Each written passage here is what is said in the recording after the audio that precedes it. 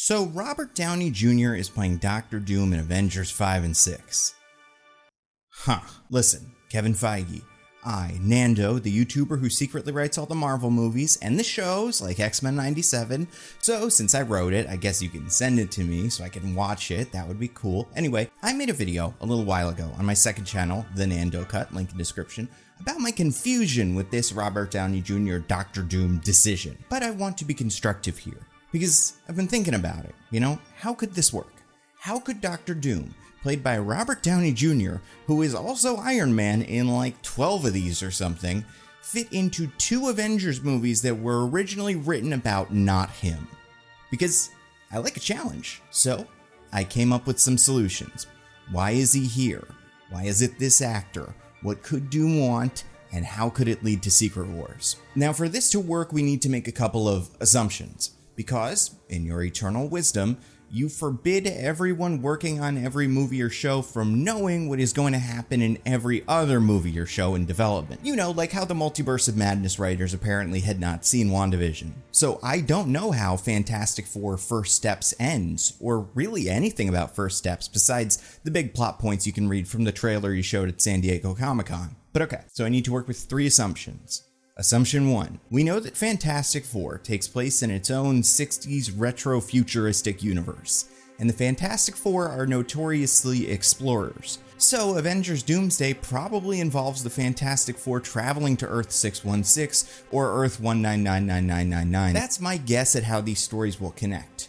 Why they're traveling to the MCU, well, we'll get to that. But that is the end of Fantastic Four First Steps. Assumption 2. Because the Fantastic Four are from a different reality, I have a feeling that Doctor Doom we're dealing with in Doomsday is probably the Doom from the Fantastic Four universe. Now, there's a possibility he's from a completely different universe, and even from the 616 universe, I guess, but I do think the point of Doctor Doom is he has a very specific personal grudge against Reed Richards, and implicit in that statement is the fact that he has a very specific personal grudge against the Reed Richards in this movie. So it just feels like for this Doom to have a meaningful relationship with Reed, he needs to know Reed pre-Doomsday, which means he needs to be on Reed's Earth. Assumption 3. Okay, so we've got the Doom and his starting universe set up. What can we assume about that universe? Well, the big assumption we can read from the casting and the leaked trailer, Galactus is in it. We know who's playing the Eater of Worlds. It's the Green Knight's own Ralph Ineson. Flawless casting. He's even got a Silver Surfer, although it's an unusual choice as they're skipping over Norngrad and going straight to his girlfriend Shia LaBeouf, played by Julia Garner. So it seems like the events of Fantastic Four First Steps will revolve around Galactus coming to, let's call it Earth 004, and here's the big assumption, he eats it. Galactus destroys Earth 004, or at least seems to, but that's the end of the movie. Again, this is totally speculative, but I think it sets up what needs to happen nicely. So 3 big assumptions. The Fantastic Four are from Universe 004, Doctor Doom is also from Universe 004, and Galactus destroys Earth 004. Okay, so that leaves the one important question at the heart of Avengers Doomsday. Why does Doctor Doom hate Reed Richards? Now, in the comics, there's a simple origin that has only been compounded on over the years. Basically, Doom and Richards worked together in college. Doom was recklessly experimenting on a portal to hell. Reed believed Doom would die in the experiment because he got a calculation wrong, so he shut it down, which saved Doom but scarred his face. Doom was disgraced and left the college, blaming Reed for his failure and the scar. Also, I was reading there's a retcon that the Thing actually sabotaged the machine. That I was not familiar with, and if that's true, hey, the Thing, maybe don't do that, but whatever. But I don't think that origin on its own is enough for this story. Mostly because this Reed is in his, 40s, so either this happened a long time ago and we didn't see it, or it hasn't happened until the events of the movie take place. I think hasn't happened is more interesting because I want to experience this schism in real time. They can be friends as adults who turn on each other for a different reason. After all, Fantastic Four Life Story, a really excellent comic that came out a couple years ago, contextualizes their relationship in a similar way. Doom is a colleague who works with and eventually betrays Reed, and I think it totally works. But then, what do our Doom and Reed Richards fight over? It needs to be something big. We need a Doom who is making huge moves. So this is not a Doom put himself in danger and Reed stopped him scenario. This is a Doom put everyone in danger, and Reed stopped him. But the other important thing, Dr. Doom needs to sort of be right. He's not fully right, but he's not fully wrong either. Like in Time Runs Out, Doom understands the stakes of the incursions the same as the Illuminati, but because of his ego, he has come to a different solution. Now we only have one movie to establish what Dr. Doom hates about Reed. So here is the idea I cannot get over. I'm going to present my version of this story. Originally, I was going to pitch it, but I realized a fun way to present this information would be in 2 monologues. Now you'll hear these and go, whoa, that's a lot of exposition. But keep in mind, I don't actually expect for a character to just say all of this. Much of this information can be revealed in flashbacks or in real time. Some of it can also be in Fantastic Four First Steps.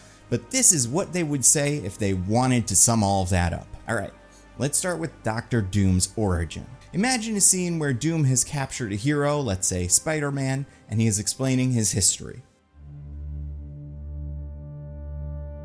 My Earth has no Tony Stark. My name is Victor.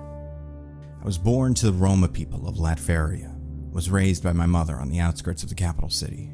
We were treated like vermin by the royal family, the Fortunovs. They ordered the secret police to carry out raids on our villages. They killed my mother.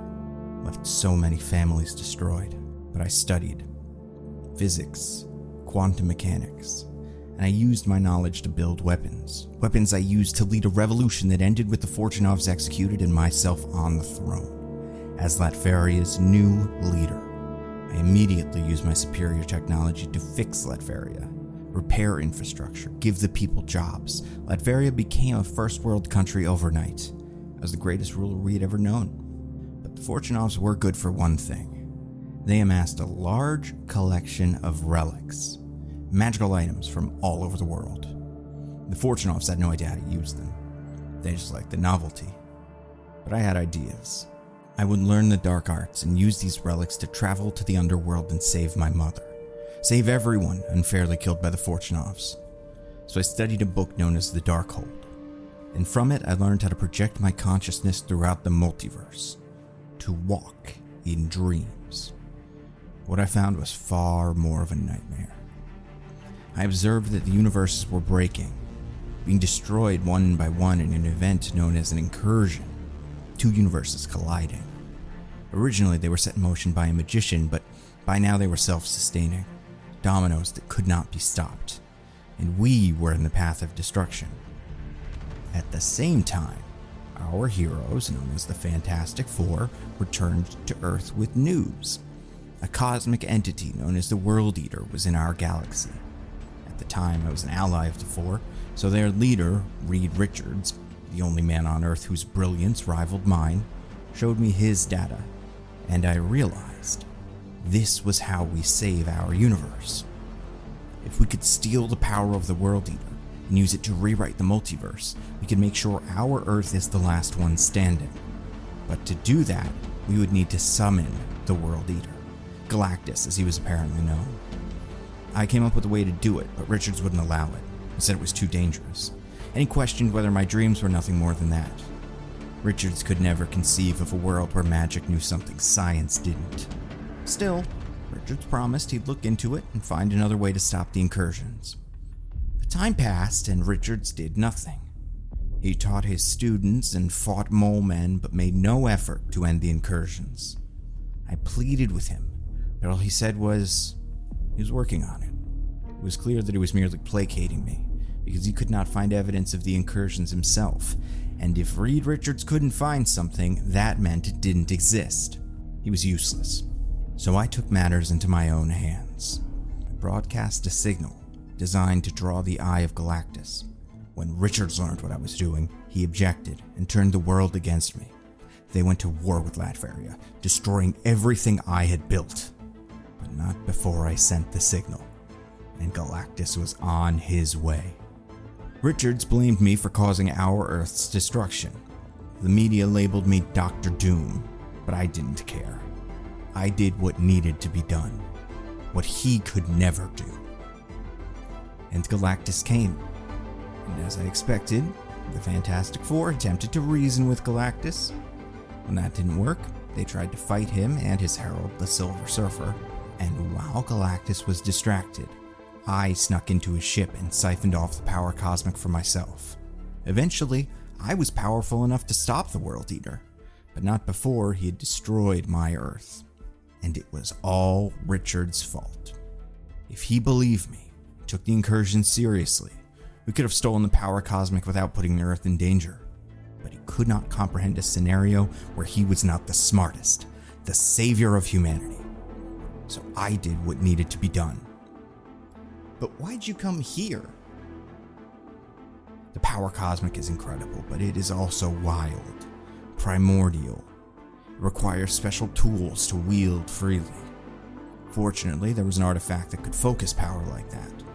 Unfortunately, it was not in our universe, or any, besides yours.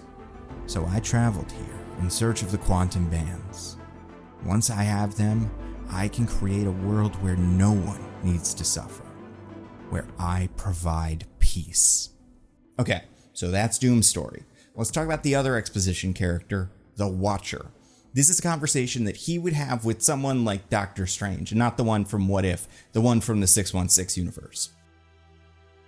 The first universe was inhabited by beings known as the Beyonders, and they were alone. Until one Beyonder realized if he was able to harness the power of the universe, he could build something new. So this Beyonder created a tool that could channel the power cosmic and used it to create a multiverse.